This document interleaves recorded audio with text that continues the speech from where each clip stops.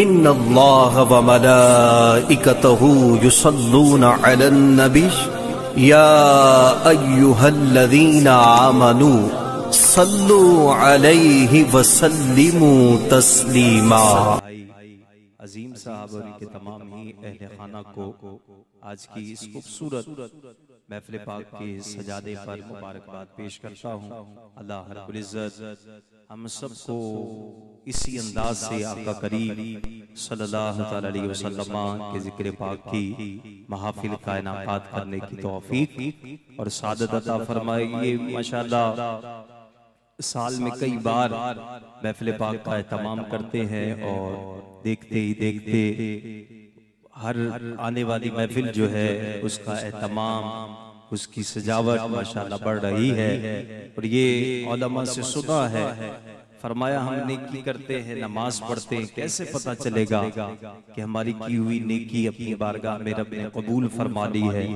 हम नमाज पढ़ते हैं, हमारी नमाज कबूल हो गई, तो फरमाया कि जब एक नमाज के बाद दूसरी नमाज के लिए दिल चाहने लग जाए, अल्लाह की तरफ रग़बत बढ़ जाए, क़ुर्बे इलाही पाने की तमन्ना और ज्यादा हो जाए, तो समझ लो कि अल्लाह ने तुम्हारी पहली नमाज को कबूल कर लिया है। तो एक महफिल के बाद एक के बाद दीगर साल में कई बार महफिल का एहतमाम करना, ये भी एक इशारा होता है रब अज़्ज़ व जल की तरफ से कि तुम्हारा ये काम हमें पसंद आ रहा है। और वो काम भी क्या है? हुजूर के दीवानों को, हुजूर के उम्मतियों को एक जगह जमा करके अल्लाह और उसके महबूब के जिक्र को उनके कलूब तक मुंतकिल करना, ताकि सारे मिलकर अल्लाह और उसके महबूब के जिक्र पाक में शामिल हो जाए। अल्लाह रब्बुल इज्जत हम सबको इस जिक्र पाक की बरकतें अता फरमाए। दीगर सनाखा अहबाब भी माशाअल्लाह अनकरीब यहाँ तशरीफ लाने वाले हैं, और आप जिस अंदाज से इस महफिल पाक को सुन रहे हैं, अल्लाह रब्बुल इज्जत आप सबको भी इसकी बरकतें अता फरमाए। महफिल 11वीं है दीवानो, और हम सब गौसे पाक के चाहने वाले हैं, गौसे पाक के मानने वाले हैं। लेकिन अगर मैं इसको दूसरे अंदाज से लेकर चलूं तो आप लुत्फ लेंगे जितने 11वीं बनाने वाले आए हैं। फरमाया एक नौजवान नहर के किनारे किनारे जा रहा था, काफी दिन की भूख और प्यास भी थी। चलते चलते नमाज का वक्त हुआ, वो एक किनारे पर बैठ गया और वुजू कर रहा है। गालिबन ज़ुहर की नमाज का वक्त है, वुजू कर रहा है। वुजू करते करते देखता है कि उसी नहर के पानी में एक सेब बहता हुआ आ रहा है। काफी दिन की भूख भी थी, प्यास भी थी। भूख ने इस बात का इरादा किया और दिल में ये बात भी आई कि सेब को उठा लिया जाए, खा लिया जाए, कुछ भूख कम हो जाएगी। उस नौजवान ने उस सेब को उठाया, काफी दिन की भूख थी, फाके थे, और उस सेब को उठाया, फिर खा लिया। खाने के बाद उस नौजवान के दिल में ये ख्याल आया कि मैंने इस सेब को तो खा लिया है, कुछ भूख भी कम हो गई है, लेकिन मैंने ये तो सोचा ही नहीं ये सेब किसका है, किसके बाग से आया है, इसका मालिक कौन है। खा तो लिया है, इजाजत तलब नहीं की। अब सोचने लग गया करूं तो करूं क्या। अब उसी नहर के किनारे चलते चलते उसको एक बाग नजर आता है, जिसके दरख्तों की शाखें उस नहर की तरफ झुकी होती है। वो नौजवान समझ जाता है कि हो ना हो ये सेब इसी बाग के दरख्त से गिरकर बह रहा था जो मैंने उठाकर खाया है। वो नौजवान उस जंगल में जाता है, उसके मालिक को ढूंढता है, मालिक मिलता है, उससे कहता है मुझसे एक गलती हो गई है। मालिक पूछता क्या गलती हुई। कहने लगा मैं वुजू कर रहा था, काफी दिन की भूख भी थी, प्यास भी थी, सेब बहता हुआ आ गया, मैंने उठाकर खा लिया है। बाद में दिल में ख्याल आया कि जिसका सेब था, जो इसका मालिक था, मैंने उससे इजाजत नहीं ली। जब ये सुना तो बाग का मालिक वो भी अल्लाह का बहुत बड़ा वली था। उसने कहा हो ना हो, ये नौजवान कोई आम नौजवान नहीं है, ये कोई अल्लाह का नेक बंदा लगता है। तो कहा फिर क्या करना है? कहा मैं वो सेब माफ करवाने के लिए आया हूँ, क्या मुझे माफी मिल सकती है? तो वो बाग का मालिक कहता है हाँ माफी मिल जाएगी, लेकिन इस सजा के तौर पर 12 साल इस बाग की रखवाली करनी होगी, इसकी देखभाल करनी होगी। पहली शर्त ये है, जब ये पूरी हो जाएगी फिर दूसरी शर्त बताऊंगा। दीवानो 12 साल वो नौजवान एक सेब माफ करवाने के लिए उस बाग की रखवाली करता रहा, और देखभाल का अंदाज ये था कि उस बाग के मालिक के पास उसके कुछ दोस्त आते हैं। वो उस नौजवान को भेजता है, कहता जाओ कुछ सेब तोड़ कर लेकर आओ, मैंने अपने दोस्तों को देने हैं। तो वो नौजवान जाता है, एक टोकरी में सेब लेकर आता है। जब मालिक के पास लेकर आता है, मालिक और उसके दोस्त खाते हैं, तो खाने के बाद पता चलता है सेब तो कच्चे हैं। तो मालिक कहता है उस नौजवान से, तुमने देखा नहीं सेब कच्चे थे, तुम तोड़कर ले आए हो? का मालिक 12 साल से मैं बाग की देखभाल कर रहा हूँ, लेकिन अल्लाह की इज्जत की कसम है मैंने आज तक बाग के किसी दरख्त के फल को आंख उठाकर नहीं देखा। अब मैं तो एक सेब माफ करवाने के चक्कर में लगा हूँ, मैंने नहीं देखा, बिन देखे ले आया। अब 12 साल का अरसा गुजरने के बाद वो बाग का मालिक कहता है अब दूसरी शर्त पूरी करने का वक्त आ गया। नौजवान कहता है मैं मान लेता हूँ सेब माफ हो जाएगा। तो बाग का मालिक कहता हाँ माफ हो जाएगा। कब बताएं दूसरी शर्त क्या है? तो वो नौजवान जब पूछता है तो बाग का मालिक कहता है दूसरी शर्त ये है कि मेरी एक बेटी है, आंखों से अंधी है, पांव से चल नहीं सकती, आंखों से देख नहीं सकती, कानों से सुन नहीं सकती, हाथ से कोई काम नहीं कर सकती, उससे निकाह करना है। वो नौजवान कहता सेब माफ हो जाएगा? बाग का मालिक कहता हाँ फिर माफ हो जाएगा। वक्त मुकर्रर पर निकाह की तारीख और निकाह का वक्त मुकर्रर होता है। दीवानो निकाह हो जाता है। वो बाग का मालिक उस नौजवान से कहता है फुला कमरे में तुम्हारी अहलिया, तुम्हारी होने वाली बीवी तुम्हारा इंतजार कर रही है। वो नौजवान कमरे में जाता है, फौरन वापिस पलटता है और इस अंदाज से वापिस आता है कि उसके इतनी जल्दी वापसी पर उसके कमरे का दरवाजा, उसकी चौखट उस नौजवान के सर पर लगती है, खून बहने लग जाता है। सहन में बैठा वो मालिक पूछता है नौजवान इतना घबराया क्यों है? कहा आपने कहा था जिससे मेरा निकाह कर रहे हैं, जो आपकी बेटी है वो आंखों से अंधी है, कानों से बहरी है, वो चल नहीं सकती, लेकिन जो खातून अंदर बैठी है उसकी तो आंखें भी सलामत हैं, उसके तो हाथ भी सलामत हैं, वो तो पूरा सब सलामत लेकर बैठी है। मैं इसलिए वापस आ गया हूँ। पहले तो एक सेब माफ करवाने के चक्कर में लगा था, अब ये गुनाह मेरे सर पर न पड़ जाए। वो बुजुर्ग कहने लगा ऐ नौजवान तुम गलत औरत को नहीं देखकर आए, जिस जगह तुम्हें भेजा है, जिसको तुमने देखा है वही तुम्हारी बीवी है। आपने कहा था वो आंखों से अंधी है।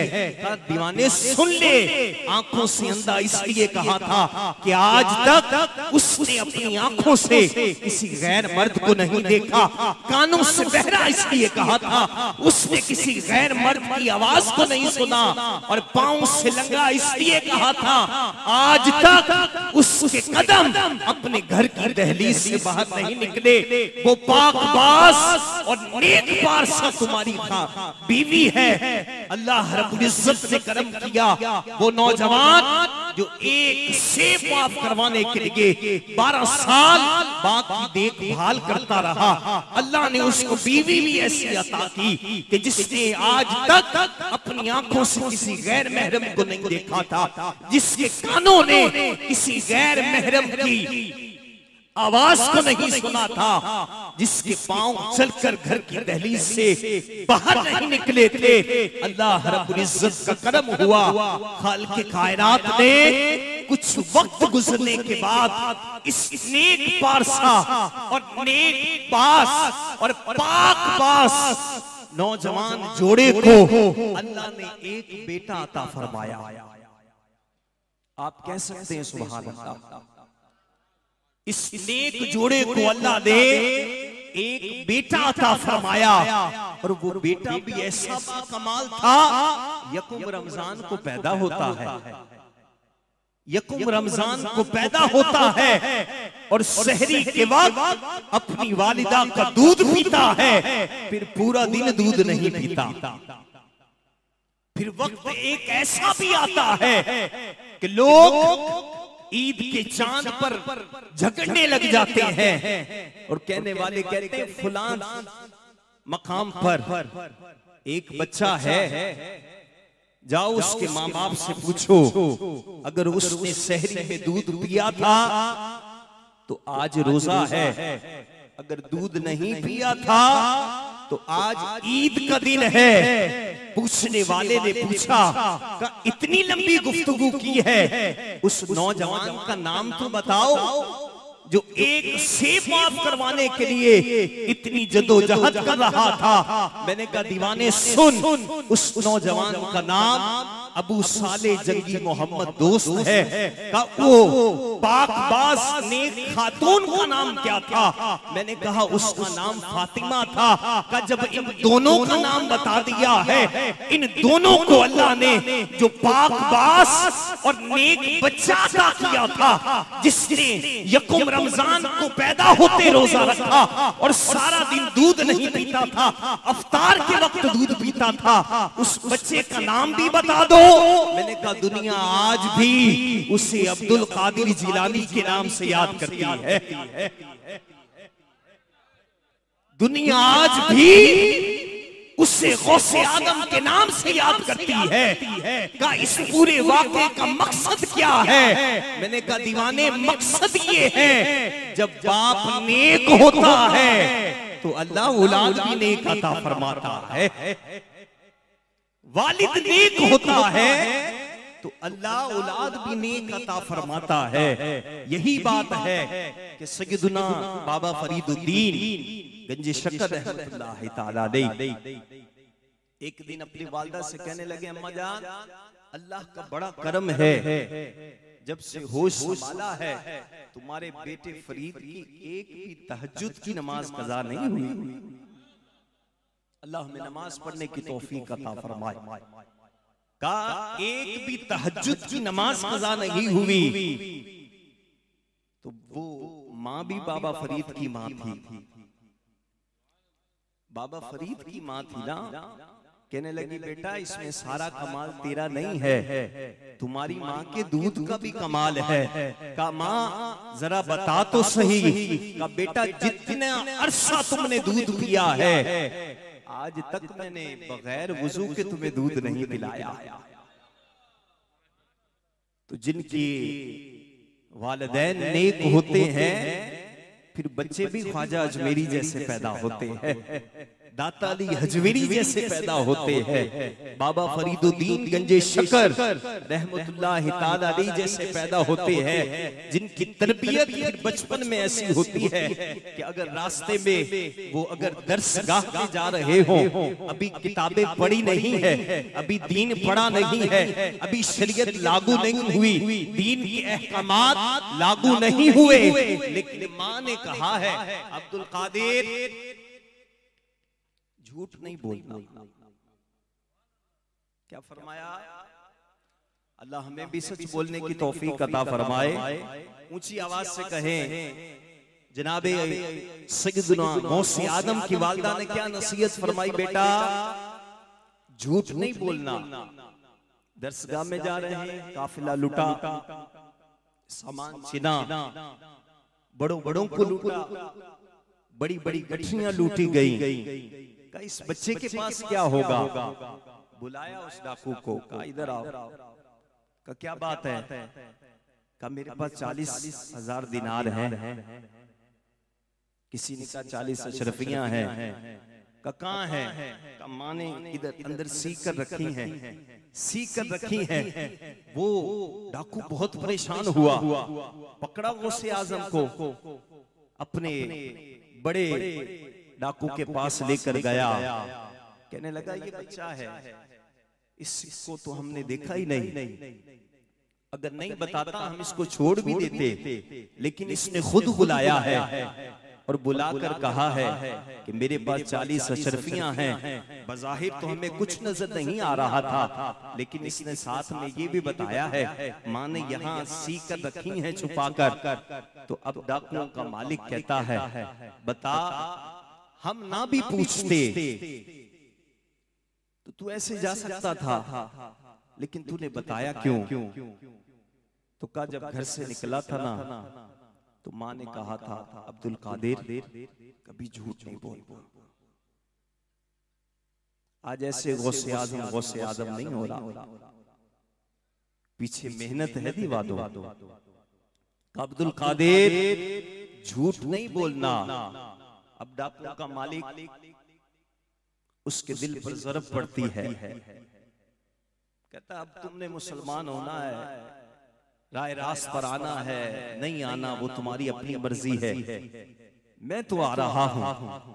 वो जितने डाकू थे कहने लगे कि हम तो आपके पीछे चल रहे थे, जो आप कहते थे वो कर रहे थे, अब भी जो आप कहेंगे वही करेंगे, लेकिन सिर्फ इतना तो बता दे, इस बच्चे ने तो कोई तबलीग नहीं की है, कोई दीन की बात नहीं बताई है, कुछ भी नहीं कहा, बस इतना कहा है कि माँ ने कहा था अब्दुल कादिर कभी झूठ नहीं बोलना।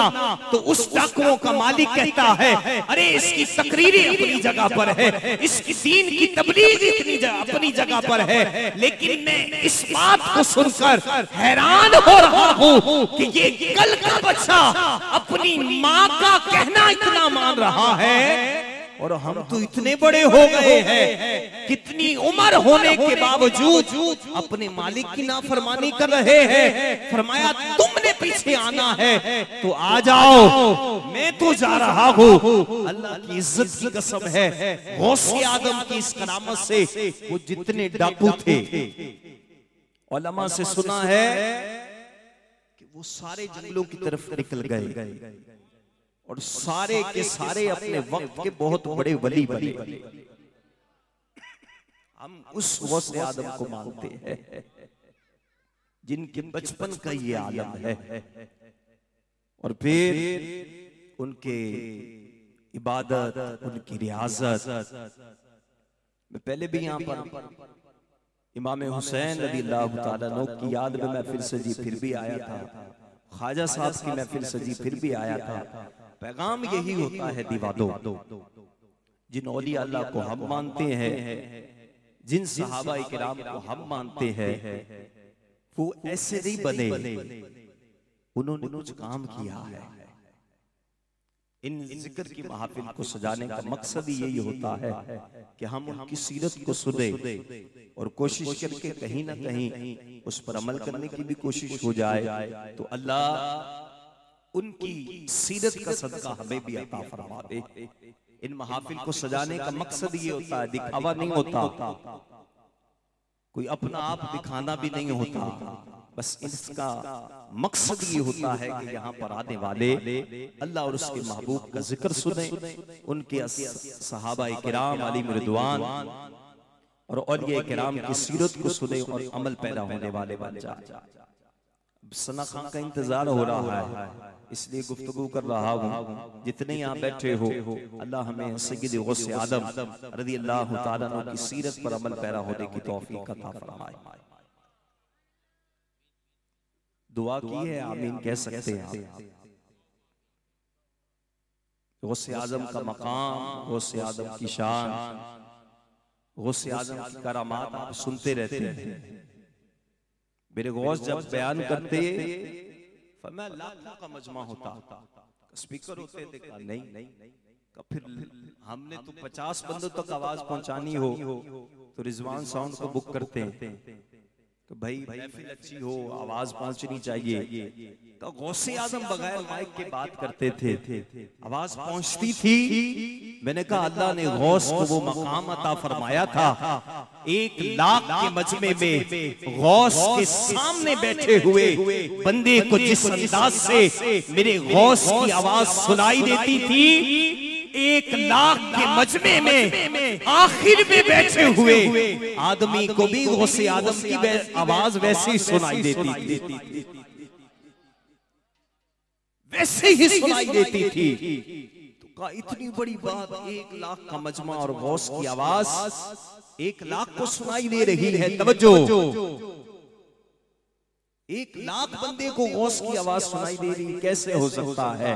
मैंने कहा हो सकता है, हदीस कुदसी है, अल्लाह रब्बुल इज्जत फरमाता है जब बंदा नवाफिल के जरिए, इबादत के जरिए, रियाजत के जरिए मेरा कुर्ब हासिल कर लेता है तो फिर मैं उसके कान बन जाता हूँ जिनसे वो सुनता है, उसके हाथ बन जाता हूँ जिससे वो पकड़ता है, उसकी आंख बन जाता हूँ जिससे वो देखता है, उसकी जुबान बन जाता हूँ जिससे वो बोलता है। का इसका मतलब क्या है? मैंने कहा इसका मतलब ये है कि जब बंदा रियाजत के जरिए, इबादत के जरिए अल्लाह का कुर्ब हासिल कर लेता है ना, फिर जुबान गौसे आजम की होती है, उसमें बोलने की ताकत मेरे रब की होती है। और जब जुबान गौसे आदम की हो, उसमें बोलने की ताकत मेरे रब की हो, तो फिर 1 लाख के मजमे में पहले सुनने वाला बंदा भी मेरे गौस की आवाज को वैसे ही सुनता है जिस अंदाज से आखिर में बैठा हुआ सुन रहा होता है। और जब अल्लाह का कुर्ब मिल जाता है इबादत के जरिए, रियासत के जरिए, फिर आंख ख्वाजा अजमेरी की होती है, देखने की ताकत मेरे रब की होती है, फिर मेरा ख्वाजा अजमेरी 90 लाख की तरफ नजर डालता है, 90 लाख को कलमा पढ़ा देता है। हमने जिस वली की करामत को माना है तो अल्लाह की अता से माना है। गौसे आदम मुश्किलात को हल करते हैं कैसे? अल्लाह की अता से। ख्वाजा अजमेरी कदम फरमाते हैं कैसे? अल्लाह की अता से। बाबा फरीद नवाज देते हैं कैसे? अल्लाह की अता से। ये सब अल्लाह के बरगुज़ीदा बंदे हैं, अल्लाह के नेक बंदे हैं, अल्लाह इनकी बात को रद्द नहीं फरमाता। यही वजह है, हदीस कुदसी है, फरमाया कि टूटी हुई चप्पल देखकर, फटे पुराने कपड़े देखकर किसी को हकारत की नजर से मत देखना, किसी को दुत्कार मत देना। तुम नहीं जानते रब की बारगाह में इसका मकाम क्या है। ये किसी बात पर कसम उठा ले तो रब तकदीर बदल देता है, अपने वली की बात को नहीं बदलता। लेकिन इस दौरे पर फितन में ये निशानदेही भी जरूरी है कि ऐसा नहीं है तो कोई 2-3 महीने नहाए नहीं, उससे बदबू आ रही हो तो बंदा कहे इसको कुछ नहीं कहना, ये अल्लाह का वली है। ऐसा कुछ नहीं है। गौसे आदम अल्लाह के वली, मकाम व मर्तबा मिला कैसे? फरमाया 40 साल इशा के वुजू से फजर की नमाज पढ़ी है। हम ऐसे वलियों को मानते हैं जो नमाज पढ़ते थे, अल्लाह की बारगाह में सजदा रेज होते थे, अल्लाह रब्बुल इज्जत उन पर करम फरमाता था।